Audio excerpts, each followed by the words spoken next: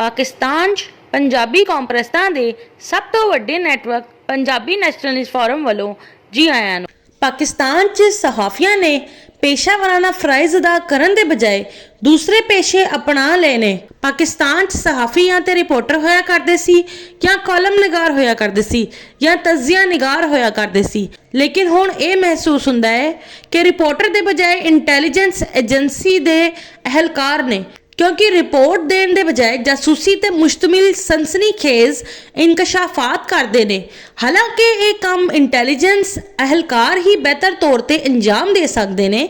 Column ਨਿਗਾਰ ਦੇ ਬਜਾਏ ਕਸੀਦਾ ਗੋ ਨੇ, ਕਿਉਂਕਿ ਕਿੱਸਾ ਸੁਣਾਉਣ ਦੇ ਬਜਾਏ ਸਿਆਸਤਦਾਨਾਂ ਜਾਂ ਹੁਕਮਰਾਨਾਂ ਦੇ ਕਸੀਦੇ ਸੁਣਾਉਂਦੇ ਨੇ।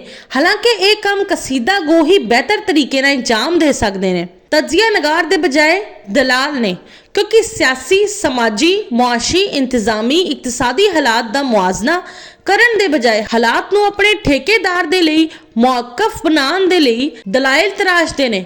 ਹਾਲਾਂਕਿ ਇਹ ਕੰਮ ਦਲਾਲ ਹੀ ਬਿਹਤਰ ਤੌਰ ਤੇ ਅੰਜਾਮ ਦੇ ਸਕਦੇ ਨੇ। ਕੀ ਇਹ ਬਿਹਤਰ ਨਹੀਂ ਹੈ ਕਿ ਪਾਕਿਸਤਾਨ 'ਚ ਸਹਾਫੀ ਆਪਣੇ ਪੇਸ਼ਾਵਰਾਨਾ ਫਰਾਇਜ਼ ਅਦਾ ਕਰਨ, ਜਦਕਿ ਇੰਟੈਲੀਜੈਂਸ ਅਹਿਲਕਾਰਾਂ ਕਸੀਦਾ ਗੋ ਤੇ ਦਲਾਲ ਨੂੰ ਆਪਣੇ ਪੇਸ਼ਾਵਰਾਨਾ ਫਰਾਇਜ਼ ਅਦਾ ਕਰਨ ਦੇਣ?